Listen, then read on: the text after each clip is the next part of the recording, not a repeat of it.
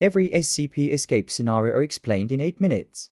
SCP-106. SCP-106 is a decaying humanoid entity, also known as the Old Man, capable of phasing through solid matter and dragging victims into a private hell called his pocket dimension. Oh, you think you've escaped? That's cute. You outran the guards. You slipped the cameras. You made it past the containment gates. But you forgot one thing. You are never escaping him.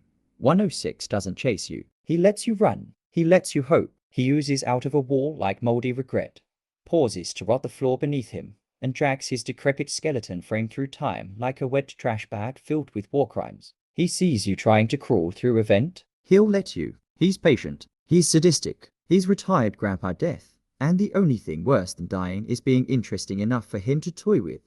His escape scenario is simple. He doesn't break out, he gets bored. The Foundation can reinforce his cell all they want, surround it with acid, scream about structural integrity, but eventually, he just melts through the wall like a cancelled sitcom and starts collecting new toys. And when he finds you, you'll be gone, not dead. Gone. You'll wake up in his pocket dimension, which is like a Salvador Dali painting got food poisoning and vomited out an MXC. A maze made of suffering. Rooms led nowhere. Floors turn to walls. Pain echoes across corners that don't exist in real space. Escape. You're in a place where time doesn't matter and pain is a suggestion. He doesn't need to chase you, you'll do that for him. You'll break your own ankles trying to run, until your brain convinces itself that pain is progress and trauma is escape. Spoiler alert. There is no exit. Not unless he wants there to be. And even then, he usually sends you back in pieces. SCP-173. SCP-173 is a concrete statue that only moves when unobserved, and when it does, it snaps necks faster than you can blink. If you're ever stuck in a facility locked down with SCP-173, congratulations. You've entered the world's worst staring contest. And the stakes? Your trick here. The containment breach protocol for this thing should just be a loudspeaker screaming, "Don't blink, don't breathe, don't exist." You think it's a statue. Until you sneeze, and then it's already in your lungs, wearing your skull like a ring pop. The only reason 173 hasn't permanently escaped is because it doesn't want to. It doesn't plan. It doesn't scheme. It just kills. It's like if a migraine had a body, no rhyme, no reason, just pure spatial malevolence. Imagine trying to evacuate a site. You're in a group of 5. One of you slips. One of you blinks. That's it. The rest of you hear the snap. Then it's 4. Then someone panics. Another blink. 3. The numbers drop like FLIs on morphine. This isn't a chase. It's a test of collective nerve. And guess what? Humans are garbage at coordination under stress. 173 doesn't escape in the usual sense. It's escorted by your own incompetence. And when you finally do contain it again, congrats. It's already staring at the next security guard who hasn't slept in 36 hours and keeps blinking like he's Morse coding a cry for help. It doesn't run. It doesn't hide. It waits. And you are already losing. SCP-096. SCP-096 is a pale, emaciated humanoid who enters a berserk state when anyone sees its face, even in a photo, even accidentally, and proceeds to annihilate the viewer at speeds that laugh in the face of physics. There are escape scenarios, and then there's 096, whose idea of a breakout is divine retribution by accident. No plans, no motives, just a cosmic oops followed by the brutal deconstruction of everything in a 5-mile radius. Here's how it starts. Someone, somewhere, sees a blurry satellite photo with his face in the corner. Maybe it's a researcher. Maybe it's a dude on Reddit who just wanted to debunk a Bigfoot pic. Maybe it's a janitor who didn't even mean to look. It doesn't matter, because now 096 knows. And the rest of the story is a blood-slicked horror movie in fast forward. He screams, oh god, the scream. It's like every childhood fear wrapped in static. Then he runs. And by runs, I mean obliterates the concept of travel. You can be across the globe, in a bunker, surrounded by tanks. Doesn't matter. He will find you. He will rip you apart with the kind of grief that makes gods weep. And then, when it's over, he'll sit down, curl into a fetal position, cry like he didn't just commit existential manslaughter. He doesn't mean to escape. He just does. The Foundation can't even contain the concept of his face. You think redacting images helps? You think digital blur stop an eldritch panic attack? Good luck when a snowflake reflects his chin and triggers the apocalypse. There is no jail for what grief incarnate looks like. There is only delay. He doesn't want to hurt you, but he will. And he always does. SCP-682. SCP-682 is a highly intelligent, rage-fueled reptilian entity that hates all life and has survived everything the SCP Foundation has thrown at it, including other SCPs. You ever met a lizard so angry it makes God flinch? 682 doesn't escape. He refuses to be contained. He's a cosmic middle finger with claws. They've thrown acid at him, nukes, entire other anomalies. The guy took a lunch break inside 096's kill zone and came out annoyed, not even bleeding. He's not just unkillable, he's bored of surviving. Containment breach with 682 isn't a scenario, it's a bad sitcom rerun with a laugh track of screaming scientists. The site alarms go off, people scatter, and there he is, dragging his bone-armed tail across the floor, muttering how much he hates every single cell in your body. They once tried to use SCP-409, the one that turns stuff into crystal. On him. He screamed for 5 hours, then adapted. Now, if you try that again, he'll crystallize you.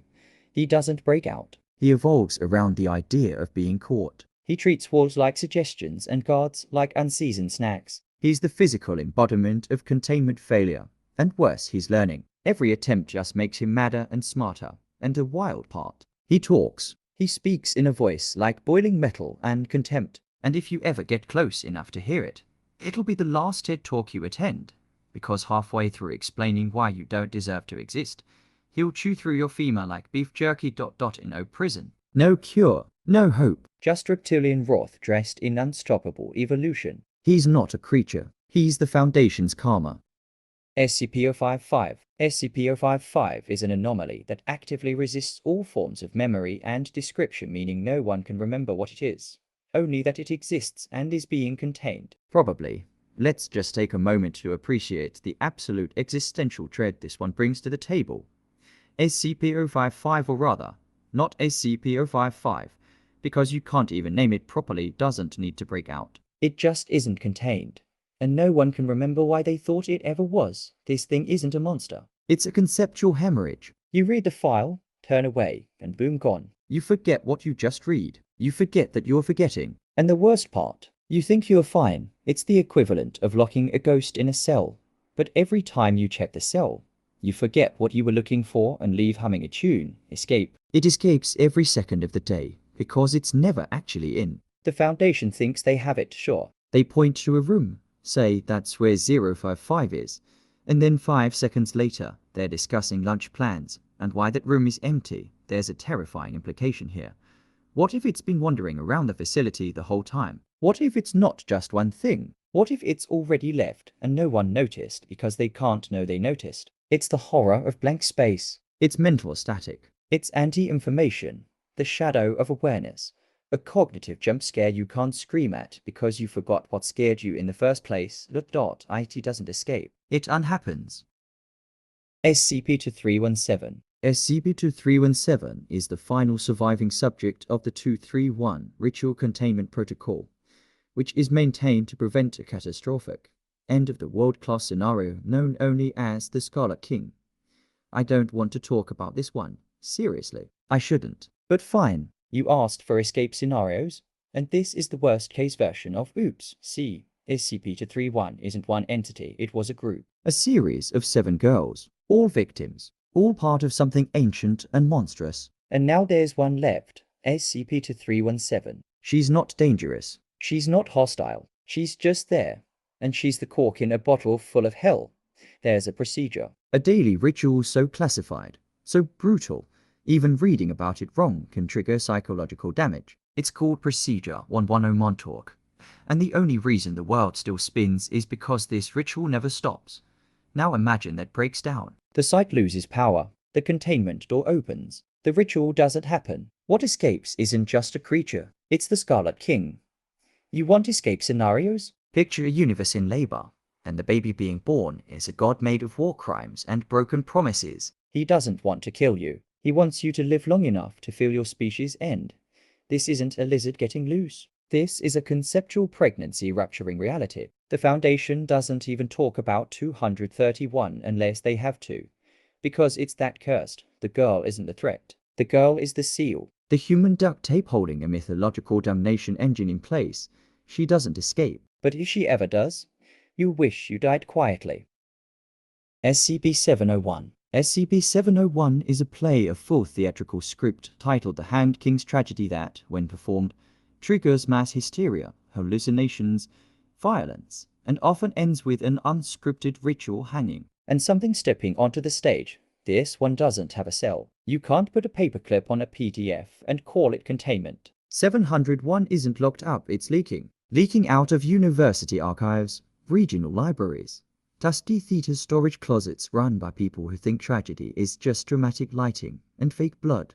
Here's how it escapes. A small community theater somewhere wants to stage an edgy Elizabethan revenge play. They find a dusty copy of The Hanged King's Tragedy. It looks old, Authentic. forgotten, so they cast it. Rehearse it. Costumes. Sets. They even talk about maybe live streaming it. Then Act 3 happens, and somebody in the cast starts speaking lines that aren't in the script. They scream in Latin. Someone pulls a rope that no one rigged. And the audience, they don't leave. They sit there slack-jawed, hypnotized, while one of the actors hangs themselves on stage in real time. Everyone applauds, and then something claps back. The play isn't cursed. It's a door. A ritual. A summoning. Every performance is a dress rehearsal for madness incarnate. The Foundation tries to collect every copy, but the damn thing replicates, goes viral, Gets uploaded. Gets reprinted by collectors who just think it's cool. You can't stop a meme. and this one kills people.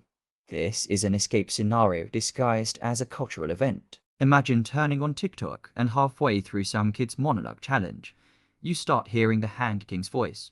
Through your phone, 701 isn't escaping the site. It's already escaped language. And every time some cocky college director tries to stage it, it spreads just a little further. There is no lock for art. Just pray no one in your town thinks they've discovered the next Macbeth.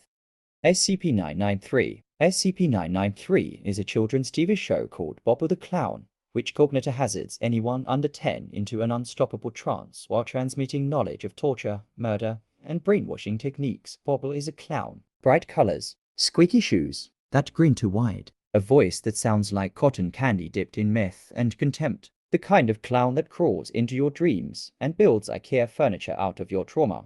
Here's the setup. The show only airs randomly, late at night. Pirate broadcast. Untraceable signal. Anyone over the age of 10. Static. But children see Bobble, and Bobble teaches them things. Like how to disassociate. How to skin something quietly. How to remove fingerprints with kitchen tools. All dressed up in bouncy music and visual gags. There's no containment breach in the traditional sense. There's no monster stomping through Site-19. The escape is ideological, cognitive, Psychological. It's the horror of turning on the TV and realizing the villain already knows your child's name. The Foundation scrambles to jam the signal every time it appears. But Bobble's clever. He changes frequencies. He switches visuals. One time they intercepted an episode where Bobble directly addressed the containment team. Called them silly little meat puppets. Wink. Do you understand how terrifying that is? You're not dealing with a clown. You're dealing with targeted mimetic warfare dressed like a Saturday morning cartoon. This isn't just breach, it's grooming for future collapse. If Bobble gets enough time in the air, enough minds tuned in, It won't just be a child here or there. It'll be an entire generation of killers smiling through face paint. No war can stop an idea. Especially one that wears a bounty and teaches 6-year-olds how to dismantle the nervous system using only a straw and a Barbie leg.